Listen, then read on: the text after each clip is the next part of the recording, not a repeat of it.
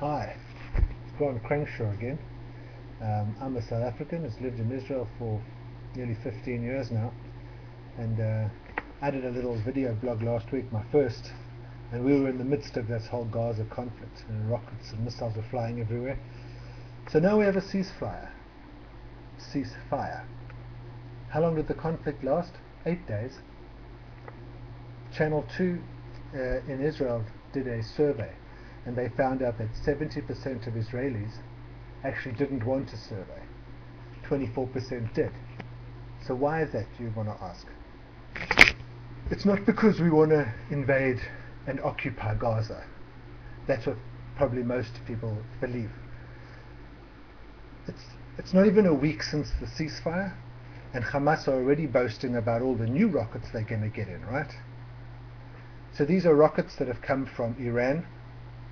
I read in a news report that there's a ship waiting in an Iranian port with weapons, and it'll be leaving soon, heading for, guess where? Gaza. So now let's go back to those 70% of Israelis who didn't want a ceasefire. They know this story. They know this cycle. They've seen the movie, we've got the t-shirt, and we've already burnt it. This is not something that's going to end in a week or something. The missiles, this ship that I told you about, these missiles are going to come floating across the Mediterranean, and they're going to get to Gaza through Sudan and then through Egypt. Whether Egypt will stop the ship before it gets to Gaza, or the shipment across the desert, that we're going to have to see. I hope they do. If they don't, and we get a chance, we will stop it. You can bet your bottom dollar on that lot. And you know, this is the timetable of terror that Hamas operate on. We're sick and tired of hearing it. I'm sure the whole world is sick and tired of hearing about Israel and Palestine. Okay? But this is how it goes. They import weapons, they shoot them at us. They get the international attention they need. Voila. Now they want a ceasefire. Then it's fine. What are they doing during the ceasefire and the peace? They're restocking arms for the next time they're going to attack us to get the attention they want. That's how it works.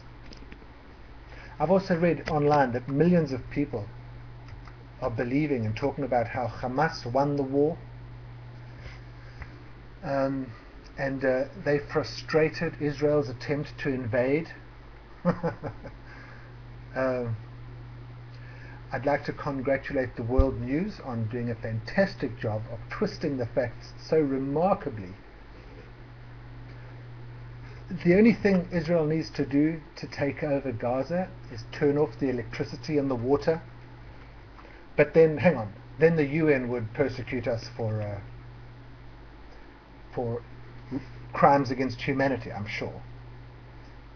As an Israeli citizen, I'm very proud of how Israel looks after Palestine. I know that's going to sound crazy to so many people, but Israel doesn't want Gaza.